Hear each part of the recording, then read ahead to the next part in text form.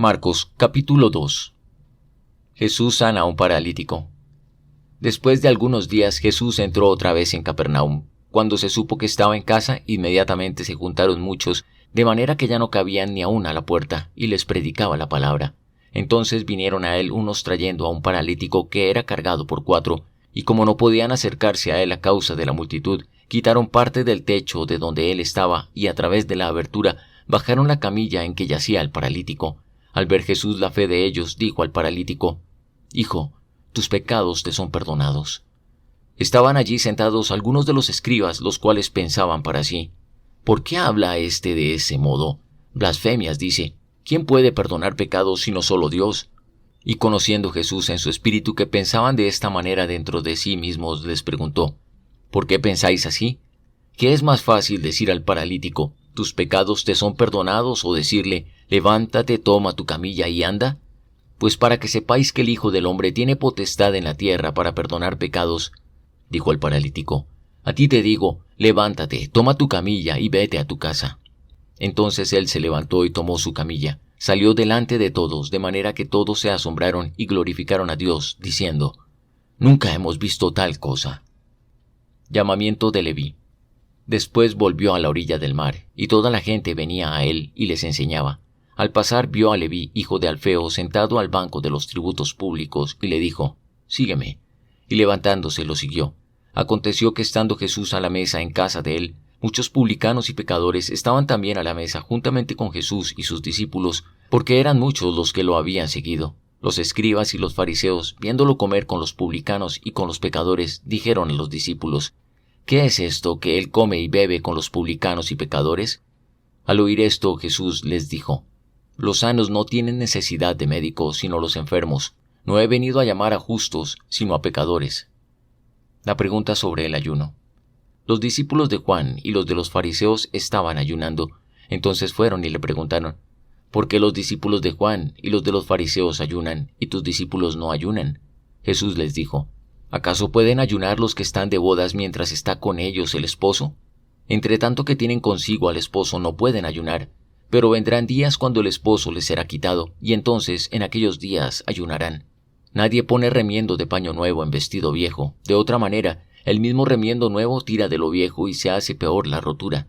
Y nadie echa vino nuevo en odres viejos. De otra manera, el vino nuevo rompe los odres, el vino se derrama y los odres se pierden. Pero el vino nuevo en odres nuevos se ha de echar». Los discípulos arrancan espigas en sábado. Aconteció que al pasar él por los sembrados un sábado, sus discípulos, mientras andaban, comenzaron a arrancar espigas. Entonces los fariseos le dijeron: «Mira, ¿por qué hacen en sábado lo que no es lícito?». Pero él les dijo: «¿Nunca leísteis lo que hizo David cuando tuvo necesidad y sintió hambre, él y los que con él estaban? Cómo entró en la casa de Dios, siendo Abiatar sumo sacerdote, y comió los panes de la proposición, de los cuales no es lícito comer sino a los sacerdotes, y aún dio a los que con él estaban?». También les dijo: «El sábado fue hecho por causa del hombre, y no el hombre por causa del sábado.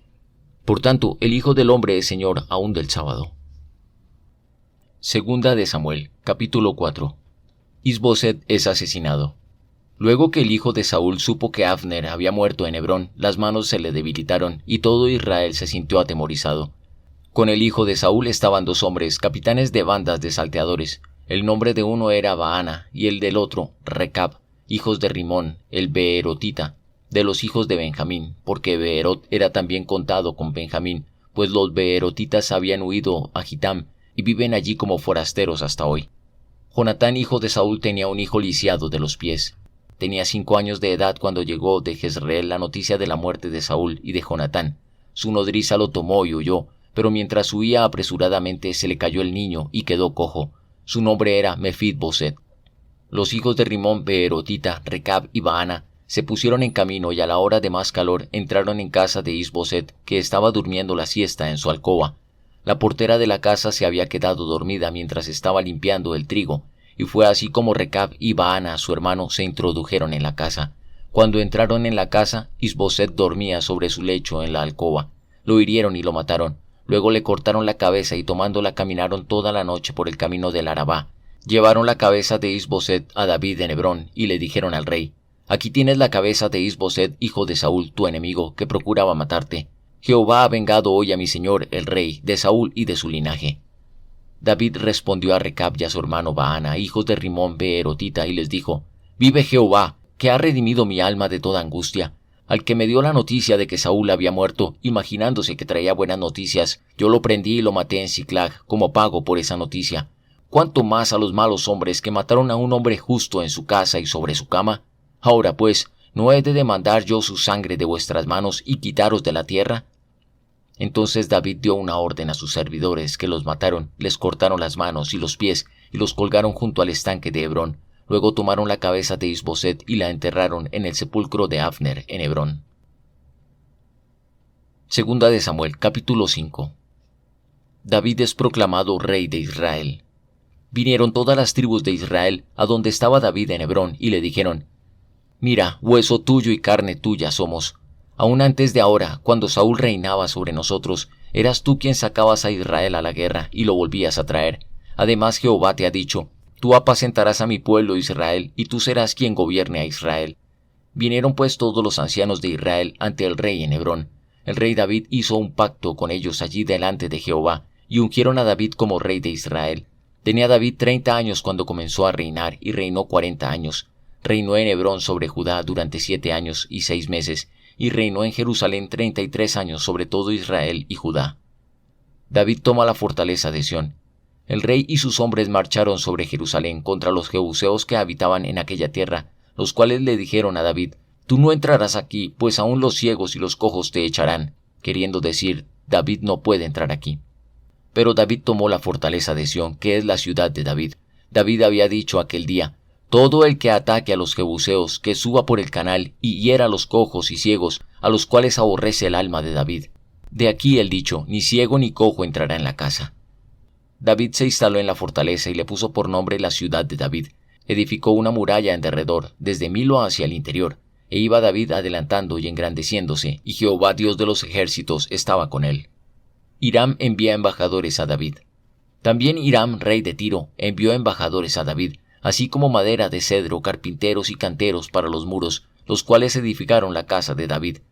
David supo entonces que Jehová lo había confirmado como rey de Israel, y que había engrandecido su reino por amor de su pueblo Israel. Hijos de David nacidos en Jerusalén. David tomó más concubinas y mujeres de Jerusalén, después que vino de Hebrón, y le nacieron más hijos e hijas. Estos son los nombres de los que le nacieron en Jerusalén: Samúa, Sobab, Natán, Salomón, Ibar, Elisúa, Nefeg, Jafía, Elisama, Eliada y Elifelet. David derrota a los filisteos.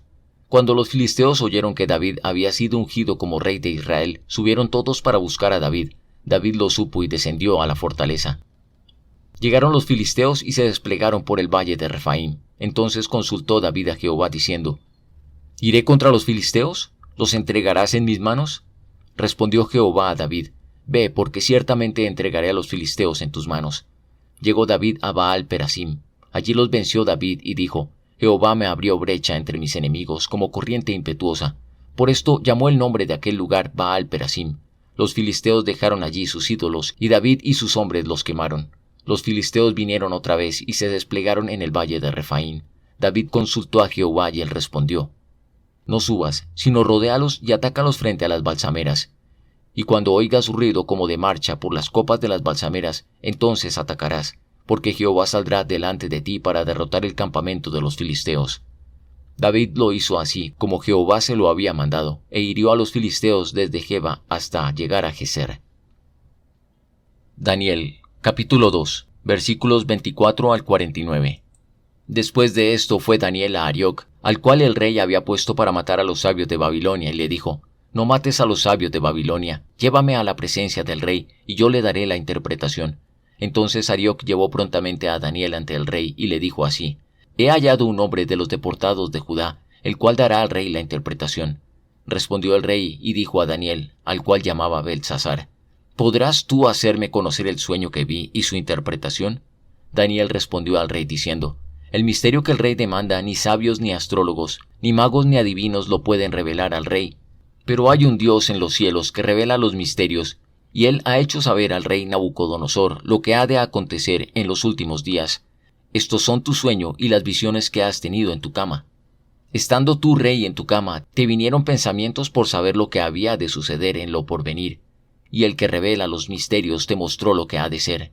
Y a mí me ha sido revelado este misterio, no porque en mí haya más sabiduría que en los demás vivientes, sino para que se dé a conocer al rey la interpretación, y para que entiendas los pensamientos de tu corazón. Tú, rey, veías en tu sueño una gran imagen. Esta imagen era muy grande y su gloria muy sublime. Estaba en pie delante de ti y su aspecto era terrible. La cabeza de esta imagen era de oro fino, su pecho y sus brazos de plata, su vientre y sus muslos de bronce, sus piernas de hierro, sus pies en parte de hierro y en parte de barro cocido. Estabas mirando hasta que una piedra se desprendió sin que la cortara mano alguna, e hirió a la imagen en sus pies de hierro y de barro cocido y los desmenuzó. Entonces fueron desmenuzados también el hierro, el barro cocido, el bronce, la plata y el oro, y fueron como tamo de las eras del verano, y se los llevó el viento sin que de ellos quedara rastro alguno. Pero la piedra que hirió a la imagen se hizo un gran monte que llenó toda la tierra. Este es el sueño. También la interpretación de él diremos en presencia del rey. Tú, rey, eres rey de reyes, porque el Dios del cielo te ha dado reino, poder, fuerza y majestad. Donde quiera que habitan hijos de hombres, bestias del campo y aves del cielo, Él los ha entregado en tus manos y te ha dado el dominio sobre todo. Tú eres aquella cabeza de oro. Después de ti se levantará otro reino inferior al tuyo, y luego un tercer reino de bronce, el cual dominará sobre toda la tierra, y el cuarto reino será fuerte como el hierro, y como el hierro desmenuza y rompe todas las cosas, así él lo desmenuzará y lo quebrantará todo. Lo que viste de los pies y los dedos, en parte de barro cocido de alfarero y en parte de hierro, será un reino dividido, pero habrá en él algo de la fuerza del hierro, así como viste el hierro mezclado con barro cocido. Y por ser los dedos de los pies en parte de hierro y en parte de barro cocido, este reino será en parte fuerte y en parte frágil. Así como viste el hierro mezclado con barro, así se mezclarán por medio de alianzas humanas. Pero no se unirán el uno con el otro, como el hierro no se mezcla con el barro. En los días de estos reyes, el Dios del cielo levantará un reino que no será jamás destruido, ni será el reino dejado a otro pueblo. Desmenuzará y consumirá a todos estos reinos, pero él permanecerá para siempre, de la manera que viste que del monte se desprendió una piedra, sin que la cortara mano alguna, la cual desmenuzó el hierro, el bronce, el barro, la plata y el oro. El gran Dios ha mostrado al rey lo que ha de acontecer en lo porvenir, y el sueño es verdadero y fiel su interpretación. Entonces el rey Nabucodonosor se postró sobre su rostro, se humilló ante Daniel, y mandó que le ofrecieran presentes e incienso. El rey habló a Daniel y dijo: «Ciertamente, el Dios vuestro es Dios de dioses, Señor de los reyes, y el que revela los misterios, pues pudiste revelar este misterio».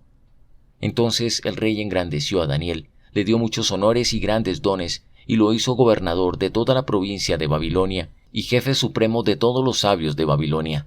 Daniel solicitó y obtuvo del rey que pusiera sobre los negocios de la provincia de Babilonia a Sadrach, Mesac y Abed-nego, y Daniel estaba en la corte del rey.